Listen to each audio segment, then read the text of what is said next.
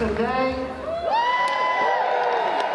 I am pretty excited for this myself. I mean, it's the first ever inaugural annual Silicon Valley Comic-Con. Everybody here looks like to be having a good time. You guys having a good time?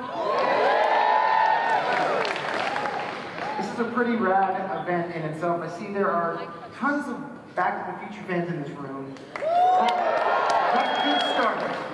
That's a good start. We've got tons of stuff out on the show floor, even dedicated to Back to the Future. The author of Back to the Future, The Ultimate Visual History, Michael Klosterman, is here as well amongst you. Here he is right here. He's got a quote here. You can check that out. There's tons of awesome stuff inside it. It's the swag. You don't want to open that until 1985. Great stuff. So, say that for 1985. So are you guys ready for tonight's panel? As a huge Back to the Future fan myself, this is an honor for me. If you don't know me, my name is Jose Sanchez. I host the show Electric Playground. Been doing that for 14 years now. Still in the gray hair for you. You're still young, still youthful, but not as young and youthful as the people I'm about to have come up on stage. First off, the Ray-Bane McFly, Lea Thompson.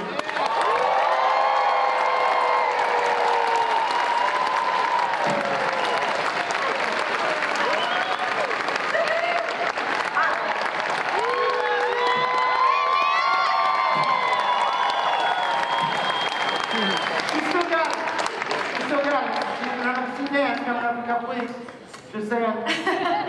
And what would Back to the Future be without the Doc himself, Mr. Emmett Brown?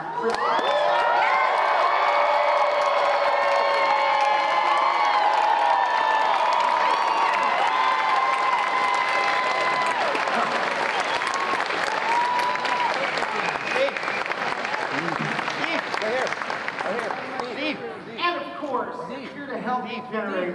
Which one was there once? Apollo! Marty McFly himself!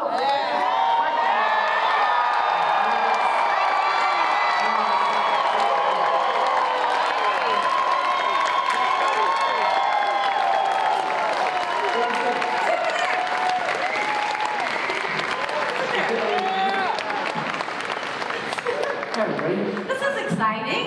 It's cool. We have made it back to 2015 as passed. We finally got there.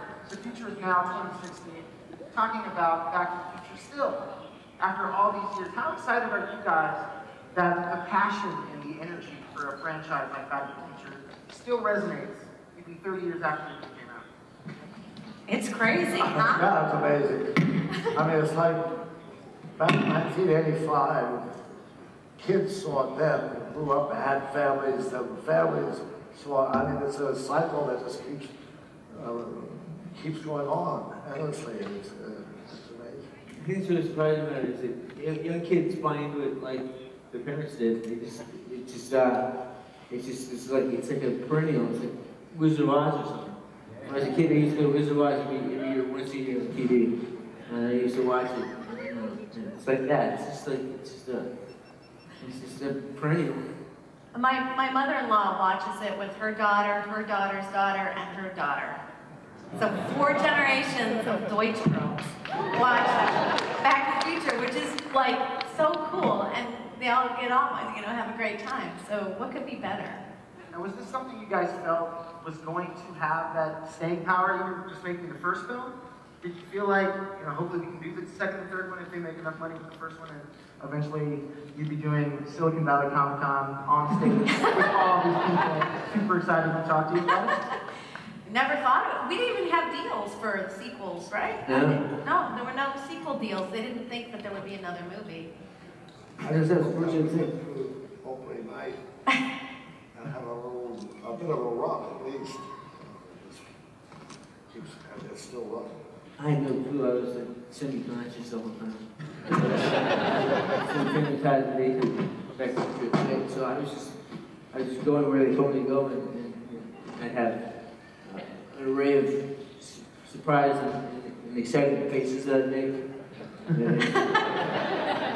With awestruck number 32. So I didn't realize that there was genius around me. I mean, that's really what it was. I knew I was working hard and I was doing what I was asked to do, but I didn't realize that the level of complexity until after the complexity of the script and like you said, how powerful these themes were. It really resonated with me. Were there any particular stories throughout any of the movies that sort of stand out as special moments for you guys? Where you either knew like, yeah, people are going to really enjoy this, or just something that made you crack up laughing when you were shooting? I remember the dinner scene with Crispin Glover. Remember when he was like, remember that? We couldn't, it was like 10:30 at night and you were delirious and I was in that makeup and you couldn't laugh with that makeup or it would break right here and then everybody had to go home. So I was like this. And Crispin, who was insane. Crispin was insane, isn't he? In a very good way. He was so great. He was so great to work with. He was He's a genius. You never knew what he was going to do and how he was going to react. And he had these idiosyncrasies about his hair and about the way he moved, and it was really poetic in a way. Once you kind of got over how weird it was. When I watch the movie, I'm always struck by the styles of acting that were taking place. I mean, you know, Crispin had this kind of almost like commedia dell'arte. He would make these big gestures and stuff, and like. Sweep of indignation. It's a sweep of indignation. Yeah, a sweep of indignation. And you did all that falling down and like this double takes. Like no one can do that like you did. You were a genius. And then you had your incredible style where you're like, I don't know, it was a really interesting, you know, gathering of acting styles, don't you think? Well, yeah. And I was just horny in the middle of all. One thing Chris does, I always listen to people, is in any film, especially science fiction film, there's a lot of exposition. There's a lot of explaining how this works in 88 miles per hour and blah, blah, and all these rules. And so you got to get them out there so the audience can understand them. And I mean, that's what Chris did, all the genius stuff. Nobody likes to light pipe, nobody likes to give exposition, it's boring. Well, you go here and I'll go there. Because in the history of the thing, this happened. But he did it so entertainingly and so like manically that it was art. He turned exposition into an art form.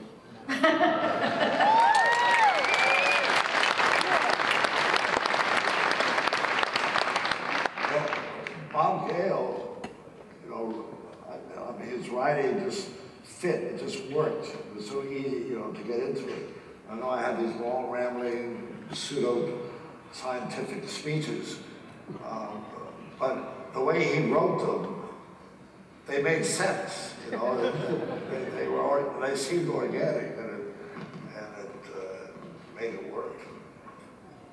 Was there anything from Back to the Future 2 specifically where you guys came to October 2019 or 2015, and did you feel like any of the stuff that had come true that you guys predicted way back then? I mean, I bet on the Cubs winning the World Series last year because I didn't want to be the guy who didn't after Back to the Future 2 told me to. And then they made us in the playoffs, and I thought I was going to win. I did not. Damn it. But was there anything you guys, you know, when you're predicting stuff like that, and to see some of it actually come true, do you feel like you might have had a hand in making some of that happen? Do you feel a sense of force? I just know that the movie predicted my receiving heroin. Fly had the same feeling on that. They did predict the future. There's a bunch of people wearing those hats and that orange outfit. So they predicted the future, clearly. A little bit older, pretty spot on from what you guys ended up looking like right now. Right? Still very youthful. Still feel like I'm back in the 80s. It doesn't look like you guys have aged at all. I don't talk like that, though. I don't go, Marty.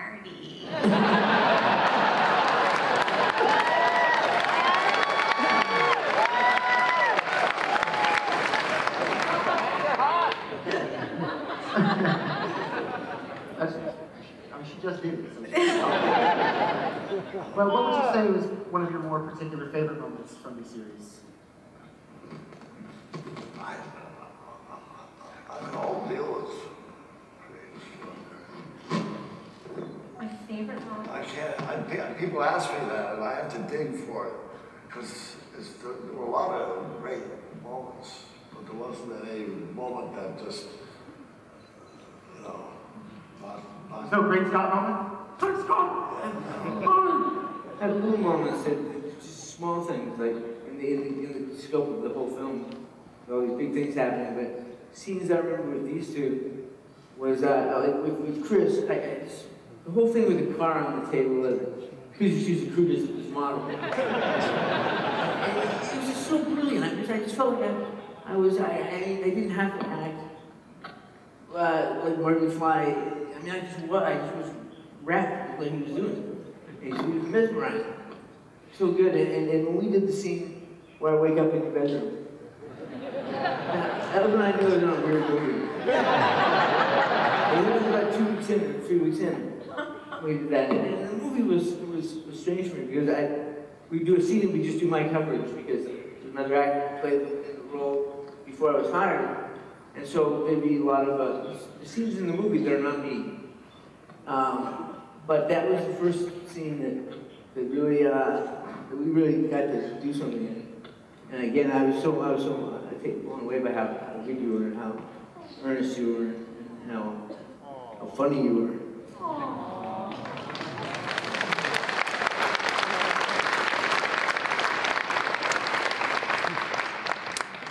Yeah, there were so many great moments, and we spent a year and a half together. I mean, it was really a year and a half between all 3 movies. And so with, you know, and then how much time in between the movies? Was it like 5 years. Was it really that long? Yeah, we did 84, 85. So we released in 85, and then we did the other one in 89 and 90. Whoa. Whoa, so that was a long period to spend together. And I remember when we got together to watch Back to the Future 1 before we did Back to the Future 2. And it was so cool to just see what we had accomplished and then get to do more of that. It was just such a gift. 30 years later, still going strong! I know, it's craziness. Look at these people. So excited.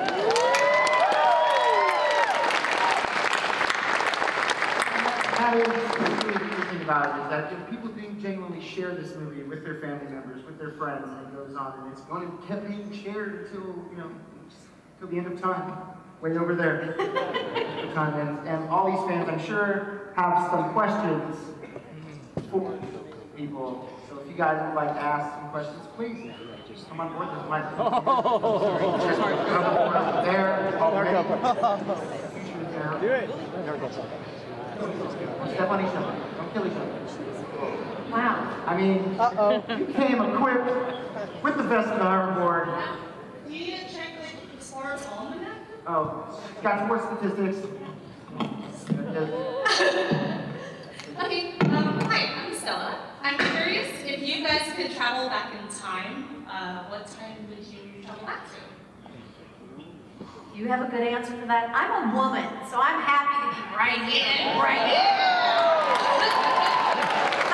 I'm not going to think about money as a man. I want to be right now, so that's my answer. But you guys men probably have other ones. I kind of, I was with Woody Allen once, and he said, there was, we were having a conversation about time travel, and he kind of came into it late, and he said that he wouldn't want to be living any time before the invention of penicillin. I kind of feel like that too. Is there I like to go back to bed. bed? Back to bed. Thank you so much. Oh, you're welcome. Back to the first. Hi, my name is Chad, and I think I speak for everybody when we say we'd love to see a part 4. Is there ever a chance of a part 4, or has there ever been a conversation behind closed doors of a part 4? Not that I know of. They're doing a musical in England. They're putting together a musical. I will have nothing to do with it. Chris is the only one who could be in it, I Chris think. would be in it, yeah. Yeah, I don't think so. I don't think, they haven't talked about it. I wouldn't be surprised if they do it in Back to the Future. I don't know if they'll come looking for us. But, what about your son? my son? Yeah, what are He you lives doing? in Brooklyn, he's a hipster. He's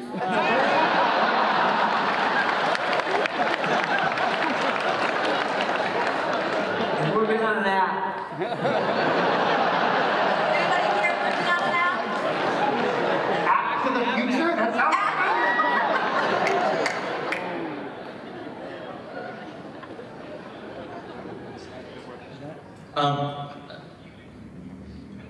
I was just wondering if any of you have seen the show Rick and Morty, and if so, what did you think? Rick and Morty. Have you seen the show Rick and Morty? I haven't. I'm not a hipster.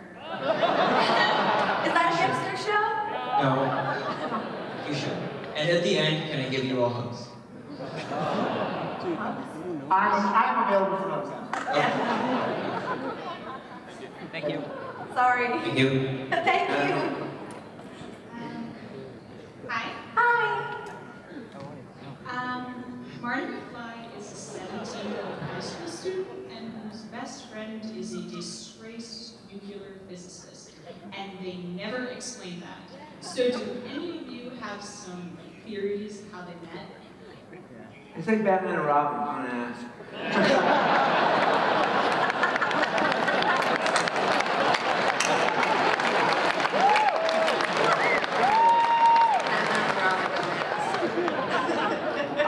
I've never heard anybody refer to Doc as a disgrace.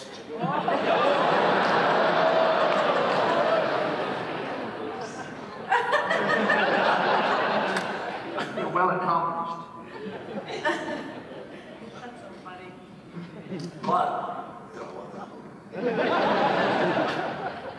I always trying to figure he was a teacher of his.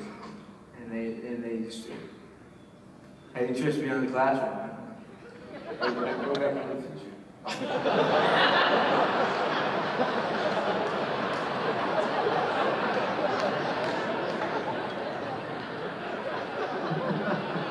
I just figured that out. We're just friends. Thank you very much.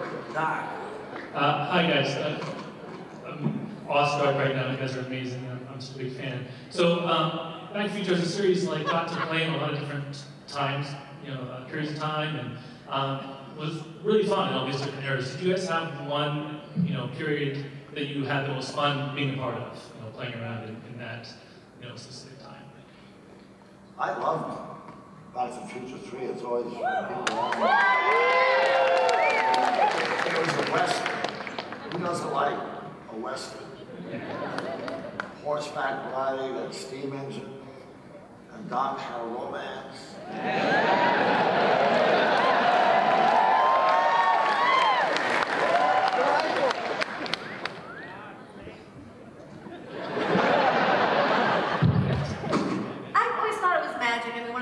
About making a movie is when you get to, the courthouse square where they changed it all the time. It was always such a magical moment when we would, round that corner for rehearsal and see that they completely changed it.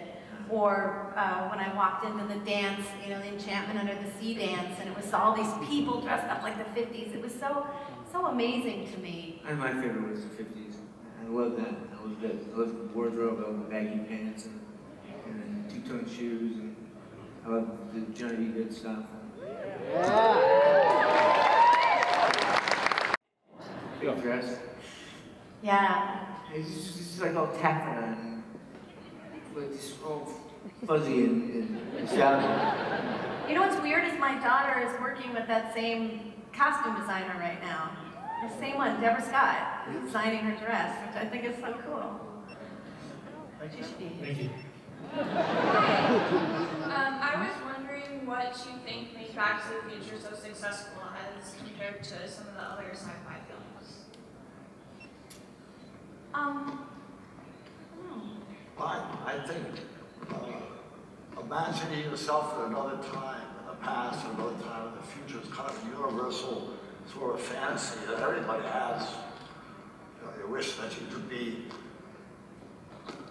in the future somewhere, or you wish you could be in the past to see So I think it appeals, certainly appeals to that kind of very human wish. It was a perfectly crafted screenplay too. I mean, look at the screenplay, it's perfectly, and everyone's fascinated with their parents and what their parents were like. I mean, that's how the story started in Bob Gale's mind. Apparently he saw a picture of his dad in a yearbook and wondered what it would be like to meet him, you know, when he was that age. And the idea that we all start out with the same dreams no matter how old we get. We were young and had dreams and wanted to pick up their own son and things like that. I think also, the thing about the movie as a movie, as an entity unto itself, it was purely emotive. They weren't looking to do a franchise, they weren't looking to do any big, they just wanted to make this movie. They wanted to make it like any other movie or in the style of something else or something that reminded you of another series of franchise movies. They just wanted to make this movie. And it was so pure, their intention and their effort, that they created something really special and kind of took on a life of its own. Thank you. Hi guys. I tried dressing like Marty, but I didn't have the orange red vest. I tried. So how has the success of the film had an impact on your lives? It completely changed my life. It was amazing. I was doing a TV show, and people go, come up and say, "You're in that TV show," and I said, "Yeah." And I said, "Oh, that's cool." And I did back to like, "What the?" And I really reset it to deal with the reality. But it was. I'm so proud of the part I played in that film, but I'm really aware of how many other people did amazing work to support, not to support, but to blanket my contribution and a lot of talent and a lot of effort. And so it was an amazing experience. And also, which film do you prefer, Back to the Future 2 or Back to the Future 3? Well, I like 2 a lot. I like 3 too, but everybody likes Once Upon a Time and everybody likes to live happily ever after. They get sticky on the middle part. And that's what Back to the Future 2 is. It's the middle part. It's not meant to be digested alone. You take it with all 3, so it's kind of misunderstood. But I agree with Chris. I mean, seeing him in Back to the Future 3 it was amazing. It was so great. Thank you so much, guys. Love you.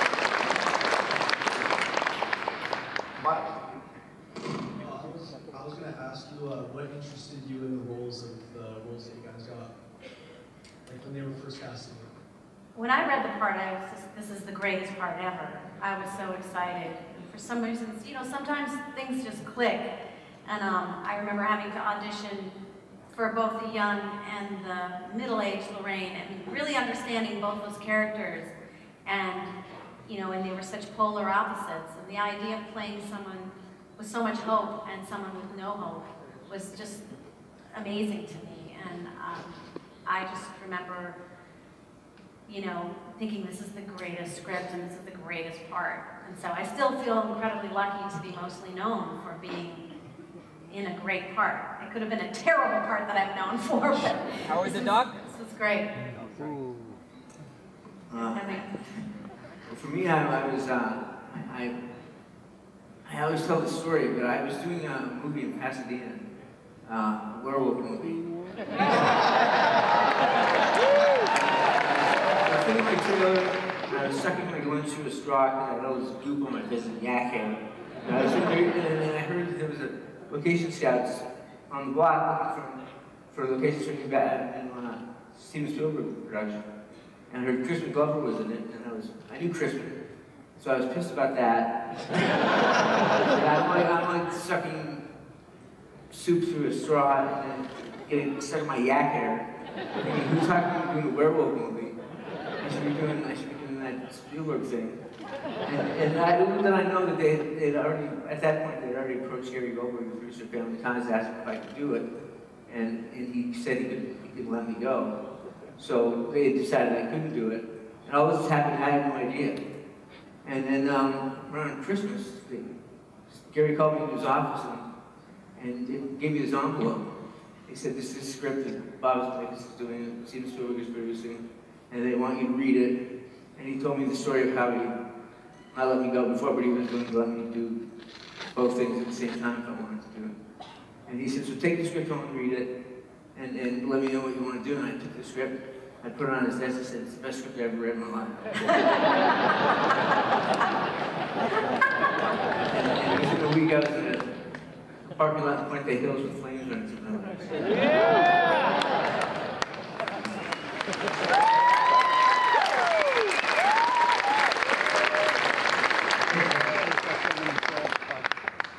I just, well, kind of really excited me about Doc Brown.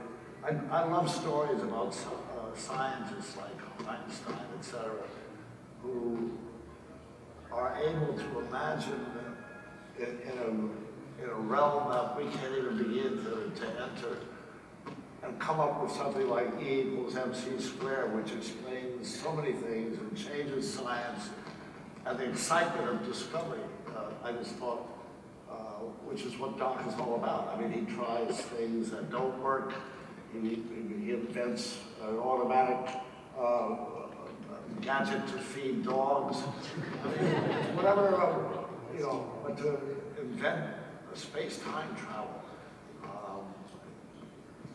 Just the excitement of having that kind of mentality to come up with solutions to things that most people find unfathomable. Amaze me. And, talking about something that was asked about impact, so many times, including today, people come up, because I will say what an impact the Back to the Future trilogy had, and that they became physicists, or they became doctors, or they this and that, something that this film has changed people's lives. And they'll come up and say, this movie changed my life. And I just think that's one of the incredible things to be a part of that, and in a positive way, not, some kind of... That was a lot of guitar playing.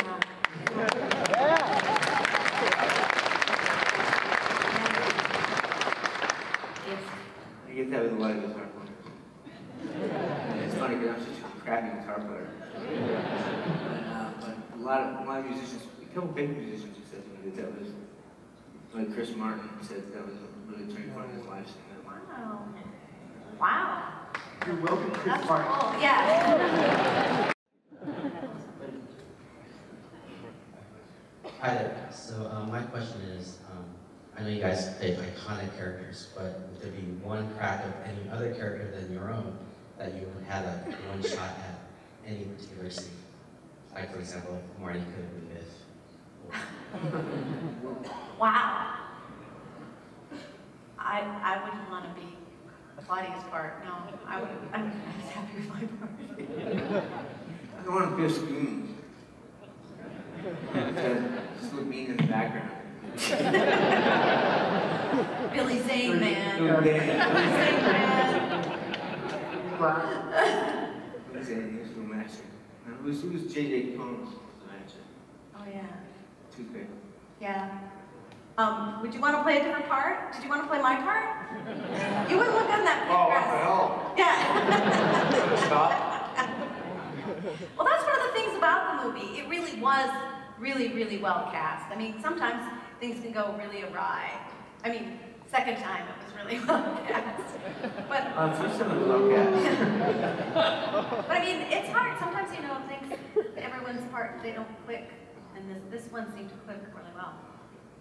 Thank you very much. Mr. Fox, love you and Curb Your Enthusiasm with Larry David. When you make jokes about the disabled, it's always an area where it's kind of touchy, you don't really want to go there, or how far you want to go.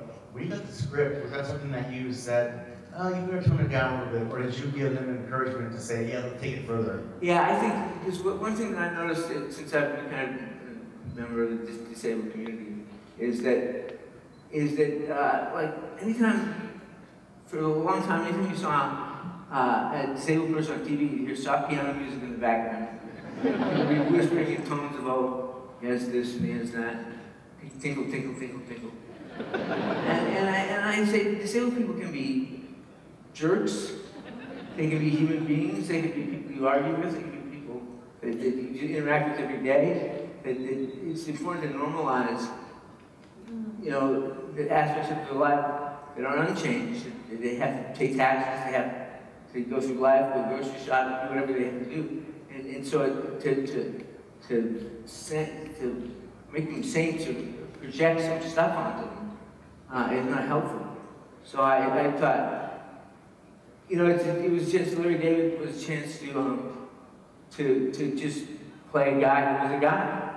A guy who had, I mean, it was me nominally, but it was, I had a chance to play a guy who argues with his neighbors and plays games with people and messes with their perception. I thought it was a good opportunity. So I wasn't really making fun of the disabled, I was making fun of the human condition that we separate ourselves based on what we see and we project on other people, things that they may not be feeling or thinking.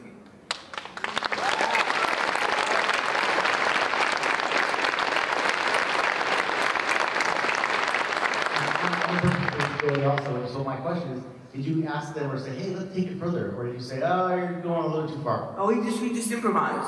The show is improvised, so they have a basic thing like, okay, Larry's gonna come up and complain about the noise. So I say, okay, I'll come up with an excuse for the noise. And you just start doing it, and he's like amazing. And you just start arguing with him, it's coming up with stuff, and then next thing you know, they say, it's great, we got it. And 2 months later, I saw it on TV and said, well, that was fun. Thank you very much. But that doesn't go as far as you want to go. Curb Your Enthusiasm, they have no limits.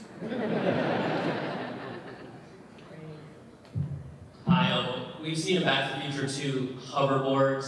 We saw self-lacing shoes. This question was kind of directed towards Michael. What are your thoughts on that? Just the fact that these things are now actually happening, they exist today. What are your thoughts on the stuff that you guys saw years ago in the movie happening now? Well, I can't say that I saw it. I mean, Bob Galen, Bob's Michaels, who have the amazing brains to come up with this stuff, make these leaps of probable progress.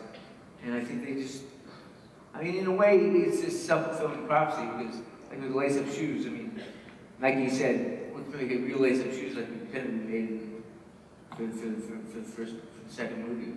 So, but they do, I have actually had a pair of Nike lace-up shoes and they're amazing. Yep. They come in handy for people with Parkinson's. Push a button.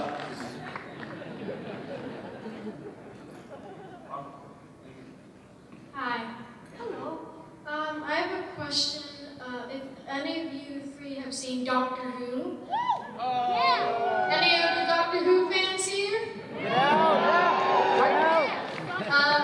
Do you think that the Doctor could be in the same time that Dr. McBrown or Marty McFly would be in, and they could meet? Sounds like a good comic book. I don't know Doctor Who that well. All I know is Doctor Who is every time I turn around, there's a different Doctor Who. Who's Doctor Who? But, sure, get those guys together with Bob's Michael and Bob Galen. So we get them up. Thank you. Thank you.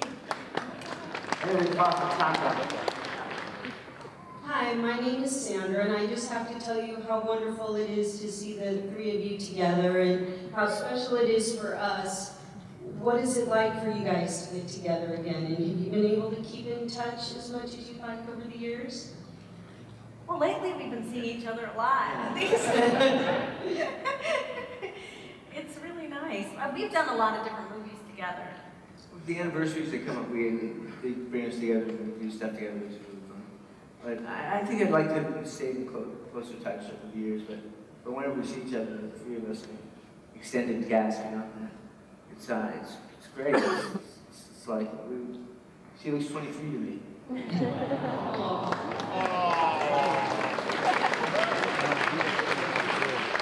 And then my second question is for Michael. I was probably about 15 and I wrote you a fan mail and sent you a picture. And I got it back. And it was signed. And did you sign your own fan mail? It was probably Family Ties. Family Ties. Yeah, 16 I magazine. Thank you so much.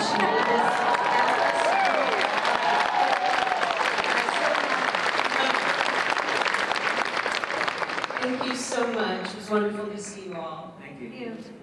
How's it going? My name's Doug. Huge fan. So throughout all the movies, there's lots of stunts with riding skateboards and grabbing onto trucks, which I got in trouble for a lot when I was younger.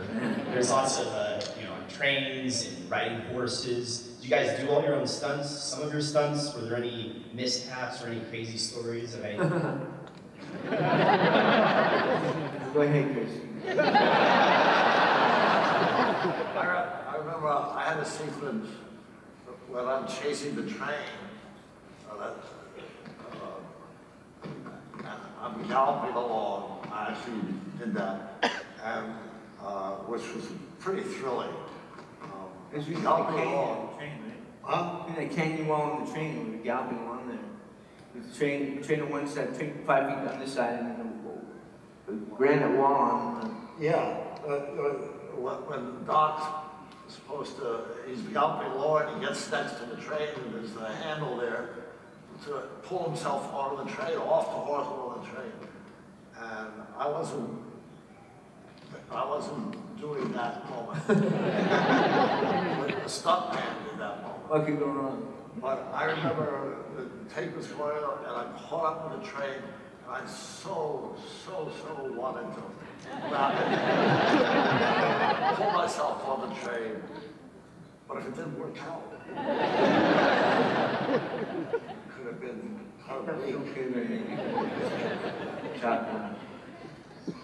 for me, I did a lot of stuff, skateboarding and a lot of stuff. Up to the point where you could get killed, and then even if I wanted to do it, insurance wouldn't let you do it. But one thing that kind of went awry, we were doing a hanging scene in Back to the Future 3. Right. And I had this thing with Bob whenever I do a take. And I wasn't happy with it. I'd say, okay, forget that. Now you can see some acting. We'll do it. Let's do it again. And now you see some acting. And he wasn't convinced that I was being hung. It didn't look like I was being hung. So I said, okay, I'll put my hand in there, and I'll lift my feet off the ground, and I'll actually hang for a little bit, see how it looks. I said, watch this, Bob, it'll be great. Put my hand in, and I blocked my carotid artery, and I went out. And that was the hairiest experience I had. Yeah. I just had a lot of push-up bra stunts. Yeah. They were very Can we see some of those stunts? Yeah, it was very, very frightening. And the part 2 of Lorraine moves. Yeah, Lorraine moves were very difficult. What is that when you had to make me get these? These things! Welcome back to the camera!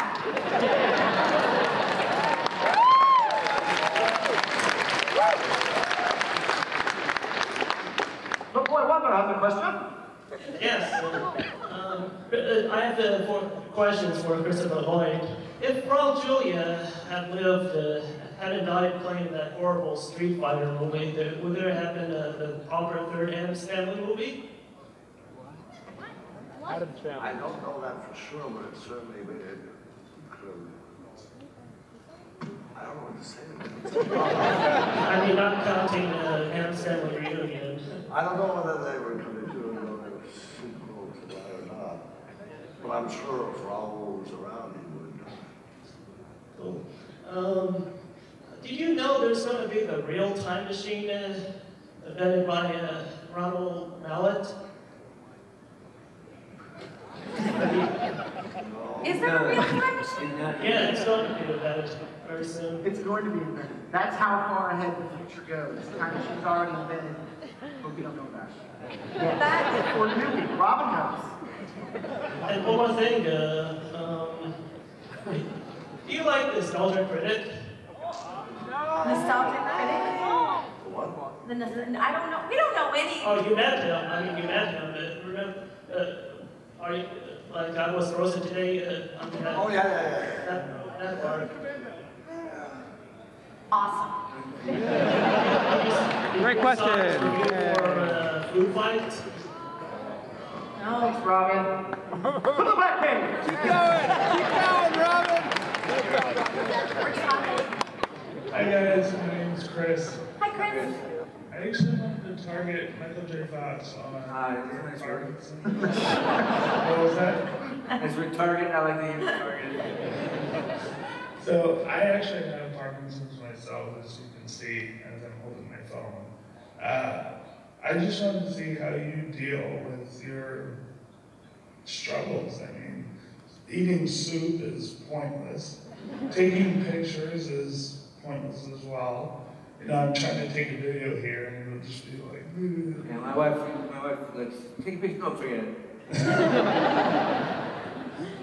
And so, you know, I've had one time that I was diagnosed in 1991. So that was a long time ago. And I just live my life. It's things come up that are harder to do, or consistently more difficult to do, because it is progressive disease. I just take note of it and find another way to get around it. And it's like, it's kind of corny, but a thing that I often say is, if you imagine the worst case scenario, and you obsess about the worst case scenario, and it actually happens, you've lived it twice. So I just try to take every day as it comes. And it's definitely difficult. You get caught up in the difficulties of it.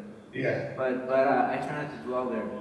Try to take care of that. First thing in the morning, I wake up and I'm a mess. And I walk by the mirror and I look at it and I say, what the hell are you smiling about? And then I keep smiling my day, for the rest of my day and go through it. Yes.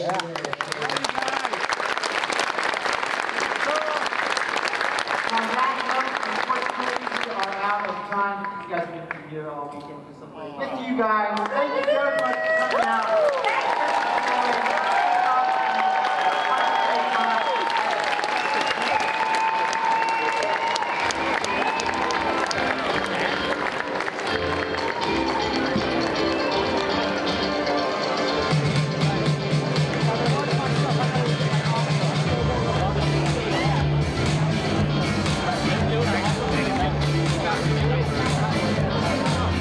I've never heard someone